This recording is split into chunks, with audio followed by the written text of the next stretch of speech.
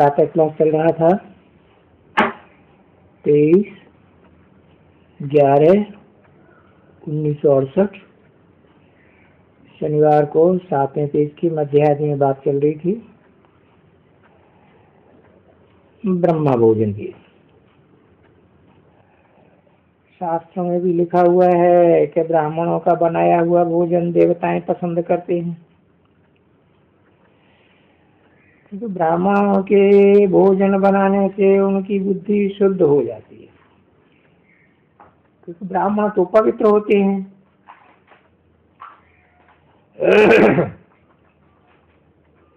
तो उनमें ताकत मिलती है। बस इसी भोजन में ताकत है जो पवित्रता के वाइब्रेशन में बनाए जाते हैं, और तो कोई भोजन में ताकत हो ही नहीं सकती। इसलिए तो ब्रह्मा भोजन की इतनी बड़ी महिमा है, समझा ना। और बहुत ब्राह्मणों के भोजन की महिमा है। अरे बच्चे, जिनको इसका कदर है ब्रह्मा भोजन का, वो जो बैठ करके खाते हैं ना, तो वो जो थाली में बचा है ना, वो थाली को पानी से साफ करके वो पिछाड़ी में पी जाते है ना। तुमने ऐसे ऐसे देखे नहीं है।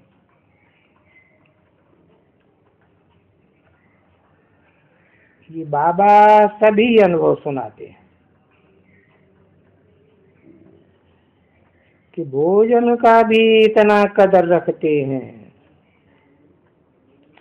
भी क्यों लगाई दिया?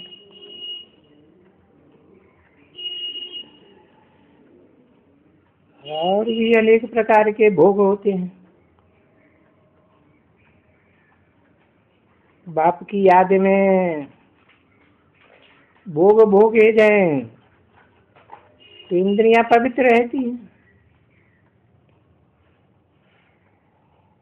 और ये भोजन तो शरीर का जीवन बनाते हैं ना, है। वो स्थूल भोजन है, वो भी बाबा की याद में बनाया जाता है, तो शारीरिक जीवन बनता है। भोजन न मिले तो मनुष्य रह नहीं सकते, क्योंकि भोगी है। तो ये बाबा की याद में बनाया हुआ बहुत ऊंची चीज हो गई ना बच्चे, ब्रह्मा भोजन।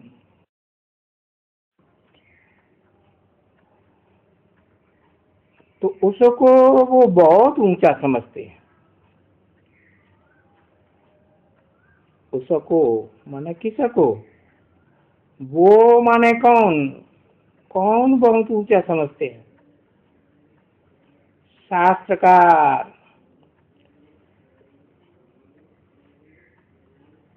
क्योंकि ये तो समझते हैं ना कि भोजन बगैर तो कोई रह भी नहीं सके, कोई भी प्राणी, मनुष्य मात्र। भोगी हैं तो भोग जरूर चाहिए। देखो, अकाल पड़ता है,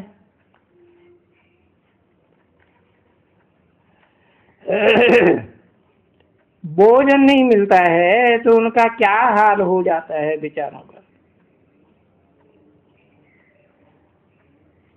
बेचारे भोजन बगैर मर जाते।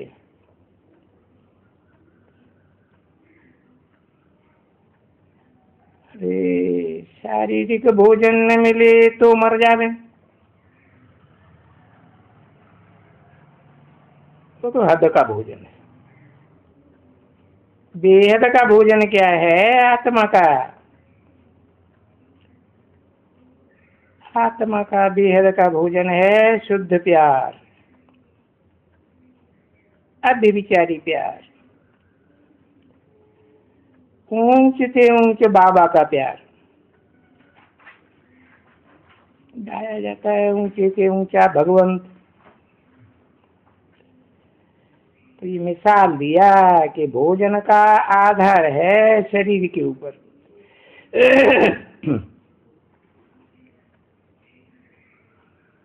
अब ये तो तुम समझते हो ना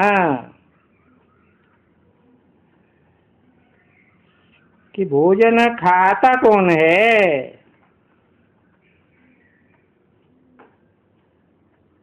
आत्मा ही तो भोजन खाती है ना, शरीर द्वारा खाती है, इन आर्गन्स के द्वारा। जो इंद्रियां हैं इन इंद्रियों के द्वारा स्वाद लेती है भोग का। तो वो लेते हैं ना।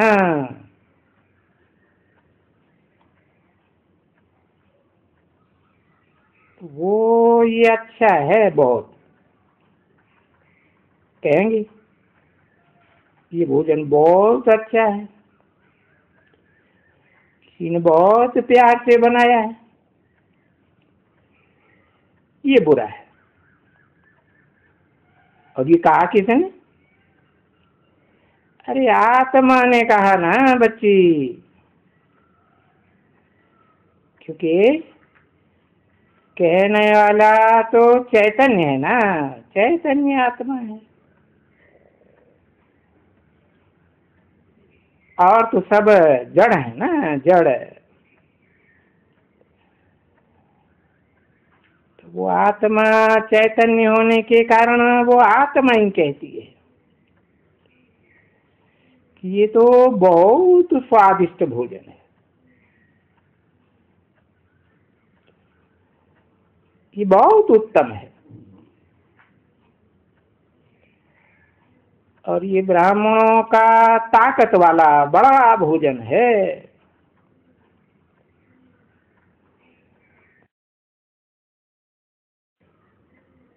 परंतु वो ऐसी बेचारी ताकत वाला भोजन तुमको फट से तो नहीं मिलता है ना।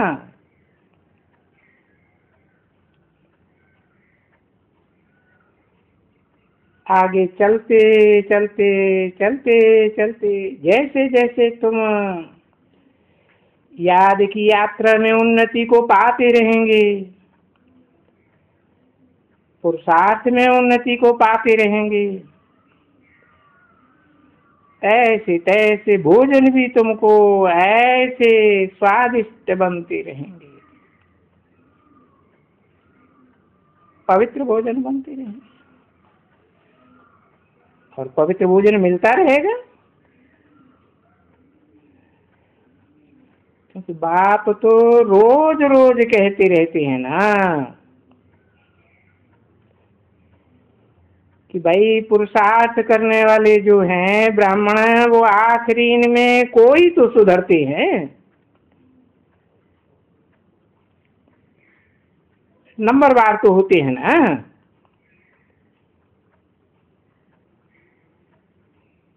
तो बच्ची को रोज बाबा कहते हैं,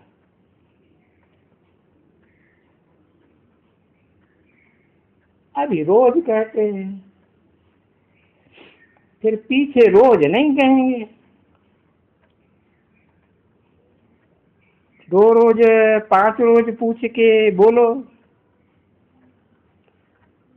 अच्छा, शिव बाबा को याद करती हो, याद में भोजन बनाती हो, कि देहधारियों की याद में बनाती हो? शिव बाबा को याद करने से भोजन में ताकत आ जाएगी, क्योंकि शिव बाबा तो है ही एवर प्योर। तो उसकी याद में भोजन बनाएंगे तो ताकत आएगी ना। और पवित्रता की पावर से तो दुनिया के सारे काम होते हैं। परंतु अभी शिव बाबा तो नहीं खाते हैं।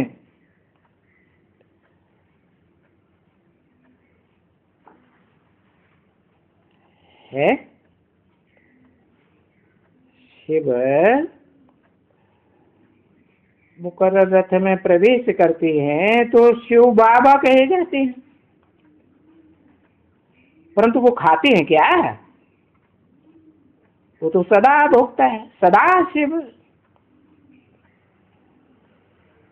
तो ये जो भी बच्चे हैं वो खाते हैं।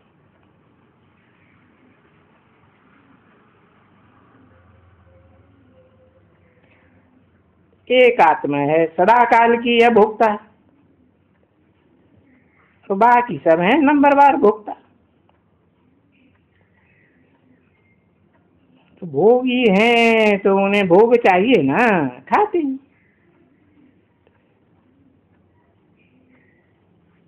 तो भोग बनाने वाली भंडारी भी ऐसी होनी चाहिए ना।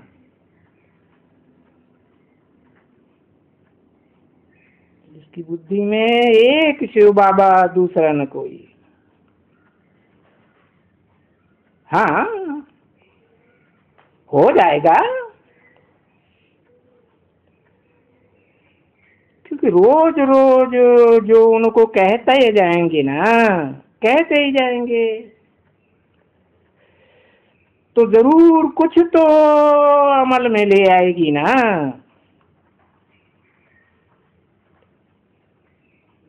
कि पिछाड़ी में भी अगर मिले, अभी नहीं मिलता है, पिछाड़ी में भी अगर मिले तो भी अच्छी बात है ना बच्चे।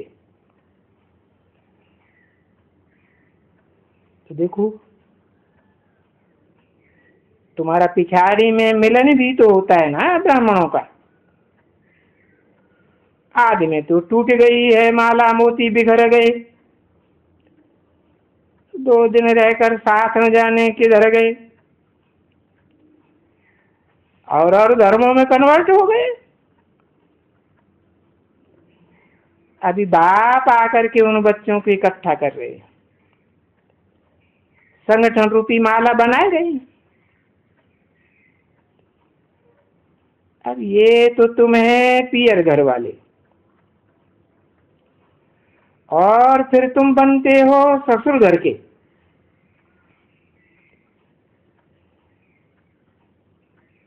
तो सगाई तुम्हारी होती है, इस पियर घर से सगाई होती है। यही तो परंपरा चलती है ना दुनिया में, है। ससुर घर से ठीक है ना, सगाई होती है। कहाँ होती है? कन्या के घर में होती है या कुमार के घर में सगाई होती है? कन्या के घर में होती है। और सूक्ष्म वतन में भी तुम मिलते हो ऐसे ही, वहां भी ले जाते हो भोग। तो वहां देवताएं आते हैं,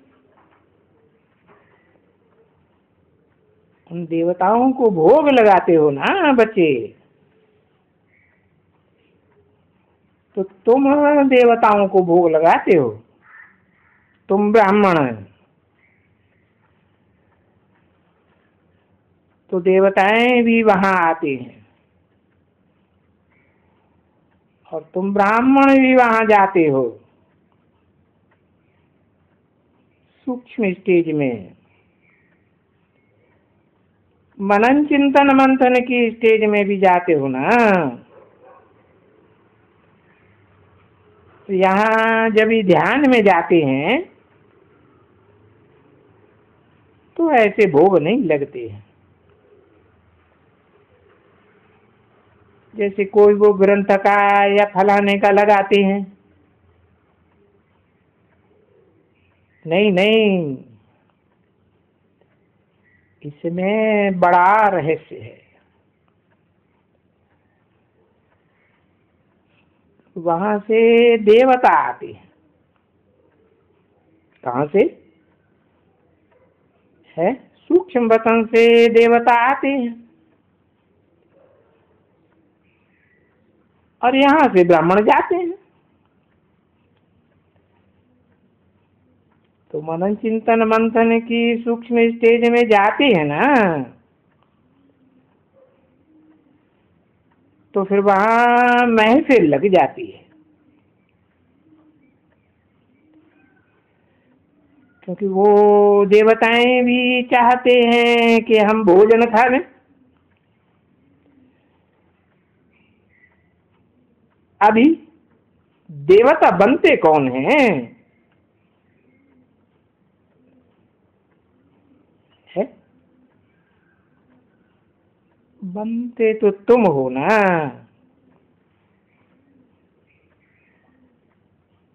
तो वो पहचाने कैसे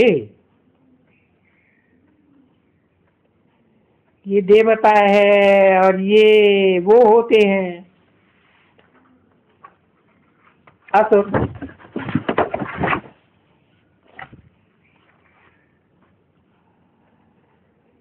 तो ये बच्चियां कहती हैं हाँ ये भी आते हैं, फलाने आते हैं, फलाने आते हैं। 23/11/1968 की प्रातः क्लास का 8वां पेज। तो ये देवताएं पक्के बनते हैं, है? उनकी महफिल लगती है वहां। जैसे पक्के और कच्चे देवताएं क्या है? ब्राह्मण नौकरियों के होते हैं ना, ब्राह्मण तो देवता बनते हैं। तो जिस नंबरवार कुरी के देवता होंगे उसी नंबरवार है धर्म में जाकर के कन्वर्ट होते हैं द्वापर युग से। तो सब तो नहीं कन्वर्ट होते होंगे, पक्के तो कन्वर्ट नहीं होते। तो ये जो देवता पक्के बनते हैं उनकी महफिल लगती है वहां।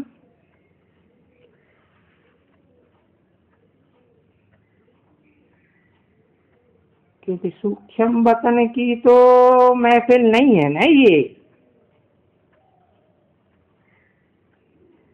ये तो मनन चिंतन मंथन की सूक्ष्म स्टेज में जो रहते हैं उनकी महफिल लगती है।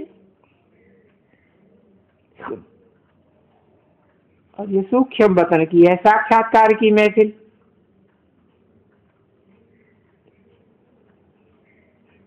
तो फिर ये भोजन की महफिल फिर कहाँ लगेगी? है जरूर ये पुरुषोत्तम संगम युग होगा ना बच्ची।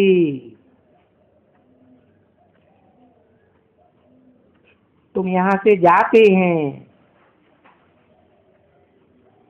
है? कहाँ से है? तुम यहाँ पतित दुनिया से जाते हैं और वो वहां से आते हैं। वहां से माने कहाँ से? सूक्ष्म वतन से। सूक्ष्म शरीरी है ना, तो वो आते हैं। तो फिर वहां सूक्ष्म स्टेज में मेला लगता है। जैसे तो वहां ही सुख है और वहां ही तुम ध्यान में जाकर के ये रास विलास सब करती हो ना।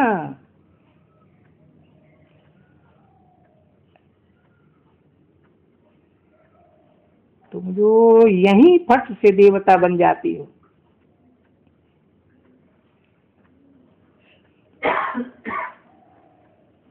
नारी से लक्ष्मी जैसी बन जाती हो। तो उस समय में तो देवता हो ना।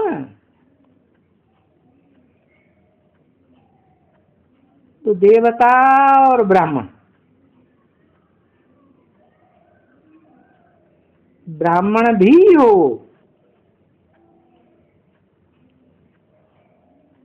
देवता बन जाते हो।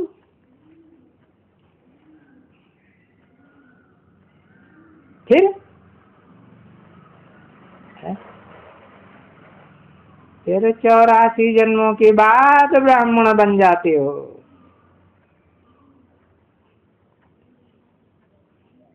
ज्ञान में जाते हो, नशे में,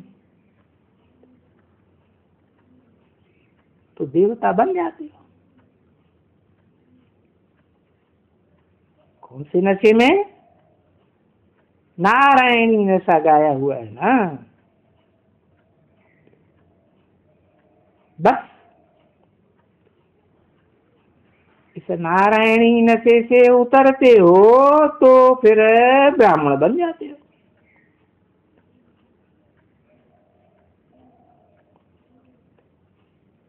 तो ये जैसे कि तुम्हारा ही साक्षात्कार ब्राह्मण और देवता का आपस में होता है, जिसका तुमको साक्षात्कार होता है।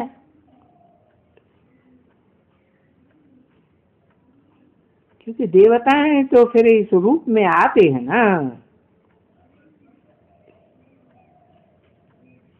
तो तुमको फीलिंग आती है कि बरोबर देवताएं आए हुए हैं।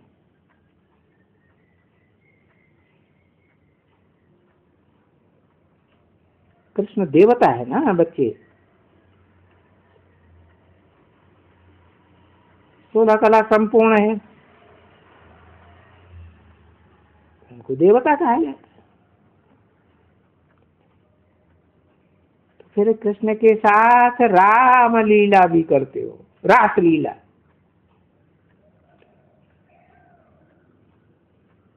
अब हो तो ब्राह्मण ना।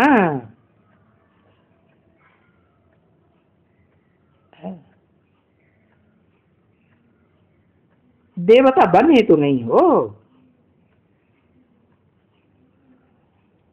तो भी जा करके उन देवताओं से मिल करके रास विलास करते हो।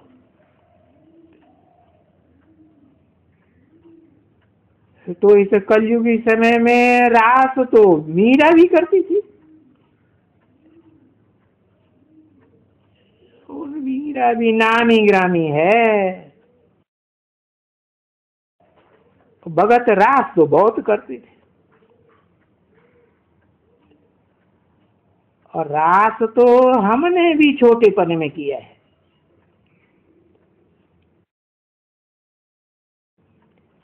तुम लोग रास बहुत करते हो, नहीं करते हो बच्चे? तो वो रास की जाती है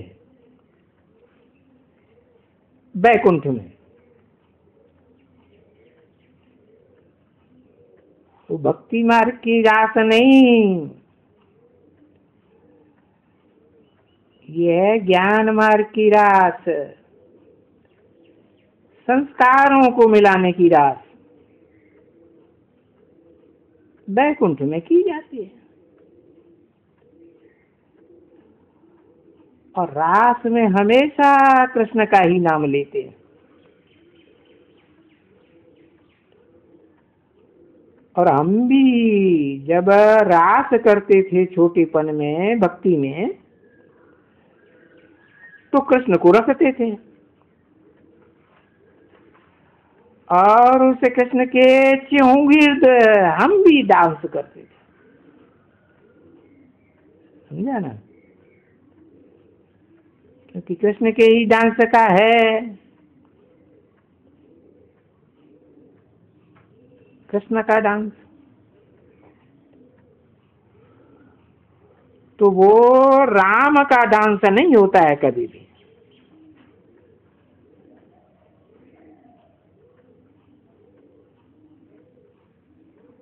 तो ये सभी दुनिया का चक्कर, और वो बड़ी नॉलेज है, तो कैसे तुम बच्चों को मिलती है? सो आकर के समझाते हैं बात कि दुनिया कैसे फिरती है और तुम कैसे रास विलास भी यहाँ करते हो, और सब मिलकर के बिगर कोई शिक्षा पाने के